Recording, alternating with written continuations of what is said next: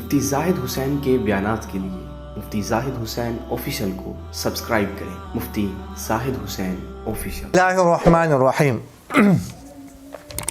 Dubai سے رب نواز صاحب نے سوال کیا ہے کہ سورۃ کہف کون سے پارے میں ہے اور یہ کس وقت پڑھنی چاہیے اور اس کی فضیلت اور فوائد کیا ہیں، اس کے بارے میں بتا دیں. بعض لوگ کہتے ہیں کہ سورہ کہف 2 ہیں. سورہ کہف 15ویں پارے میں ہے. 15 پارے کا نصف جو ہے وہ سورہ کہف سے شروع ہوتا ہے اور یہ سورت جو ہے نا پھر جا کے 16ویں پارے میں بھی تقریباً 2-3 رکوع بعد جو ہے نا وہ یہ سورت ختم ہو جاتی ہے. تقریباً پونے پارے یا اس سے کچھ کم اتنی یہ سورت ہے.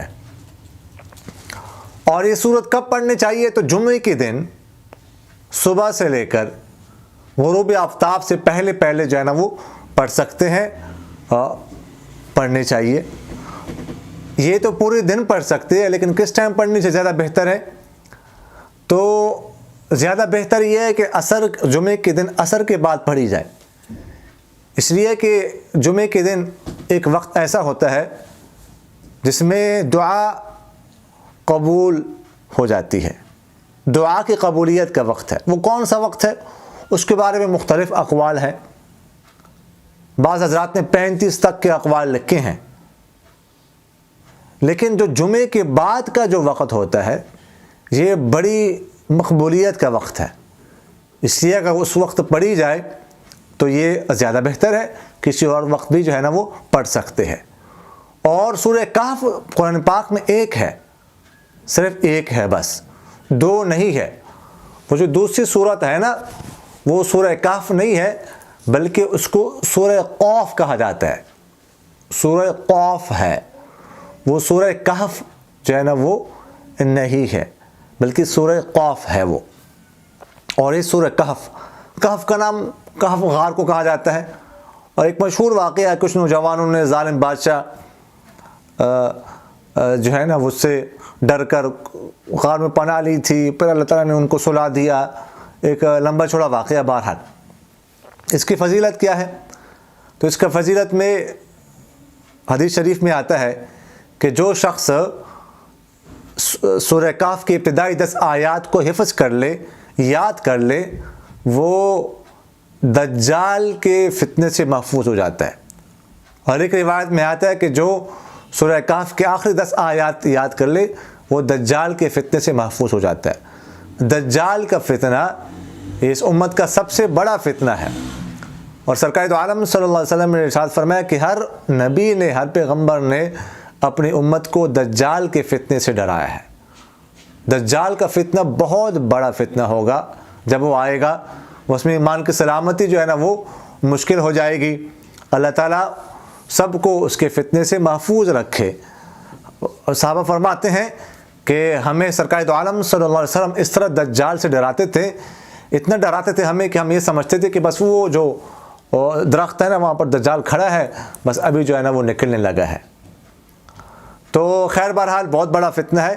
تو حدیث شریف میں آتا ہے کہ جو ان آیات کو یاد کر لے گا تو وہ دجال کے فتنے سے محفوظ ہو جائے گا. اور ایک روایت میں آتا ہے کہ جو شخص سورہ کہف کی ابتدائی اور آخری 10 آیات پڑھ لے گا تو اس کے قدم پاؤں سے لے کر سر تک ایک نور جو ہے نا اس کے لیے پیدا ہو جاتا ہے. اور جو پوری سورت پڑھ لے تو وہ اس کے قدموں سے لے کر آسمان تک اس کے لیے نور پیدا ہو جاتا ہے. اور ایک حدیث شریف میں آتا ہے کہ جو سورہ کہف کی تلاوت کر لے جمعے کے دن تو اس کے لیے اس کے پاؤں سے لے کر آسمان کے بلند تک ایک نور پیدا ہو جاتا ہے جو قیامت کے دن اس کو روشنی دے گا. جب قیامت کے دن اندھیرا ہوگا، ہر طرف اندھیرا ہی اندھیرا ہوگا، تو یہ سورج جو ہے اس کو روشنی دے گی. اور اس کے جو ہے نا پچھلی جو ہفتہ ہے اس کے لیے اس کے تمام گناہ جو ہے نا اس کے معاف ہو جاتے ہیں. اور ایک حدیث شریف میں آتا ہے کہ جو سورہ کہف کی جو ہے نا وہ تلاوت کر لے جمعے کے روز تو وہ اگلے 8 دنوں تک ہر قسم کے فتنے سے محفوظ ہو جاتا ہے. اور حتیٰ کہ دجال کے فتنے سے بھی وہ محفوظ ہو جاتے ہیں. یعنی دجال کے فتنے سے بھی اور اس کے علاوہ دیگر فتنوں سے بھی اللہ تعالیٰ اس کی حفاظت فرما دیتے ہیں. اور حدیث شریف میں آتا ہے کہ جب یہ صورت نازل ہو گئی تو 70,000 فرشتے اس کے ساتھ نازل ہوئے اس کے استقبال کے لیے. گویا کہ تو اس کے عظمت اور شرافت پر جو ہے نا یہ بات دلالت کرتی ہے.